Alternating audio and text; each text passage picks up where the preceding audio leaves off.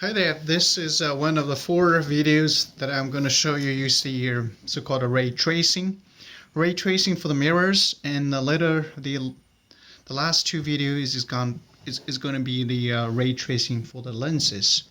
So I'm going to go back to the beginning to show you the ray tracing for the converging mirrors, concave mirrors, sorry, and then convex mirrors, and then the diverging lenses, converging lenses. So these will be at the last. So let's start with what we covered in class a little bit for the converging, for the concave mirrors. So here is concave mirror. Concave mirrors is the mirror caved in. So this is what I'm going to show you. So as I said in class, we're going to use a flat mirror or plane mirror to representing the concave mirror, but of course still concave mirror. So a back side of it, I shaded it like this. Then I draw an optical axis across the mirror. So I use the letter O and O prime to representing that.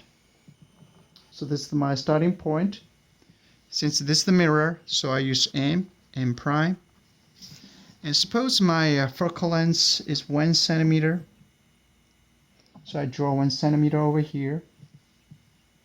So this is my focal point. So I use capital letter F to representing that. So this focal length is 1 centimeter.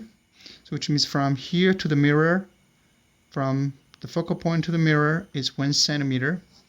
And my object height is 1 centimeter. So this is what I have. And the object distance, the sub O, equals 2 centimeter.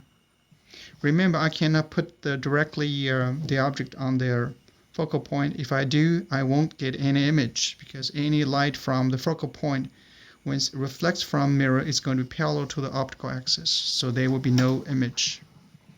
So what I do, I draw in the following way. I use the 2 centimeter. So this is the 4 centimeter. It's 2 centimeters over here.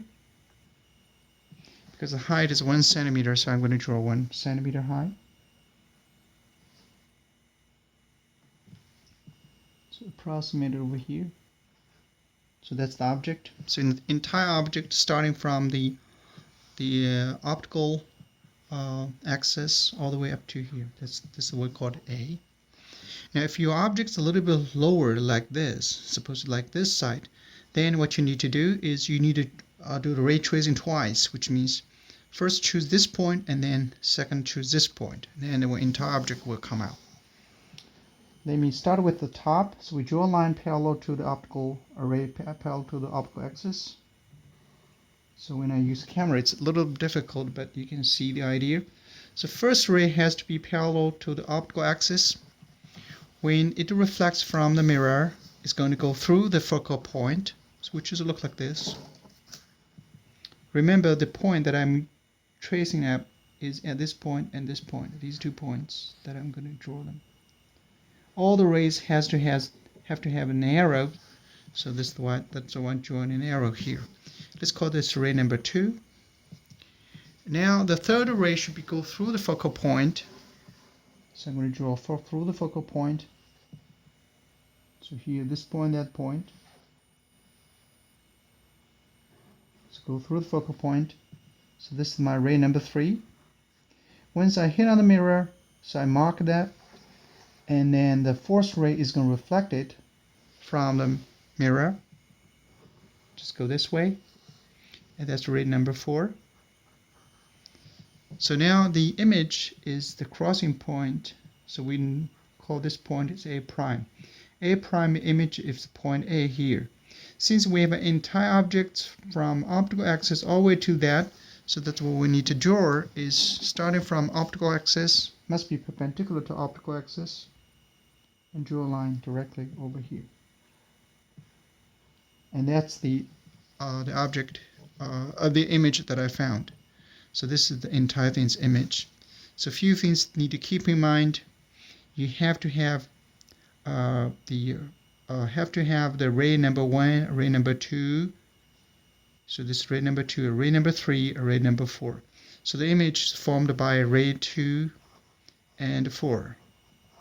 Make sure you do finish this entire object of its entire image, drawing an arrow like this going down. So that's the image.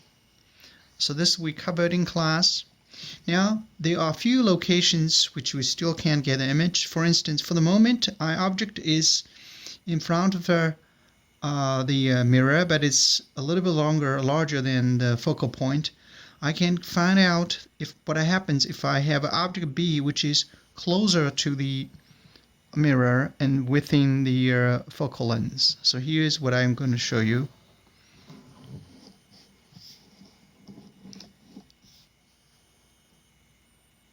So I do the same thing, and I draw a line like this. How about this? I will show you how to do this in the next video, so then the file size can be a little bit shorter.